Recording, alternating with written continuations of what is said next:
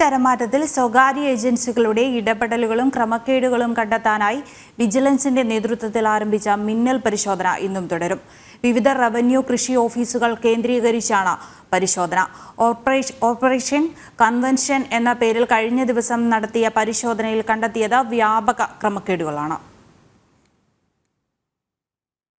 സംസ്ഥാനത്തെ ഡേറ്റാ ബാങ്കിൽ ഉൾപ്പെട്ടതും 2008 തണ്ണീർത്തട നെൽവയൽ സംരക്ഷണ നിയമപ്രകാരം വിജ്ഞാപനം ചെയ്തിട്ടുള്ളതുമായ ഭൂമി ഡേറ്റാ ബാങ്കിൽ നിന്നും ഒഴിവാക്കി ഇനം മാറ്റി നൽകുന്നതിന് ചില സ്വകാര്യ വ്യക്തികളും സ്ഥാപനങ്ങളും സംസ്ഥാന വ്യാപകമായി പരസ്യം ചെയ്ത് റവന്യൂ ഉദ്യോഗസ്ഥരെയും കൃഷിവകുപ്പ് ഉദ്യോഗസ്ഥരെയും സ്വാധീനിച്ച് ക്രമക്കേടുകൾ നടത്തുന്നതായ രഹസ്യ വിവരത്തിന്റെ അടിസ്ഥാനത്തിലാണ് മിന്നൽ പരിശോധന നടത്തിയത്.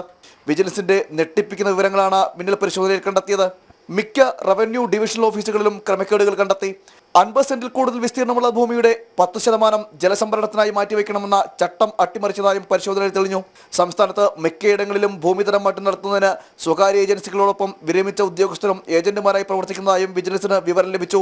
ഒരേ മൊബൈൽ നമ്പറിൽ നിന്ന് മാത്രം സംസ്ഥാനത്തെ വിവിധ ഡിവിഷണൽ ഓഫീസുകളിലേക്ക് 700ഓളം അപേക്ഷകൾ ലഭിച്ചതായും വിജിലൻസ് കണ്ടെത്തി.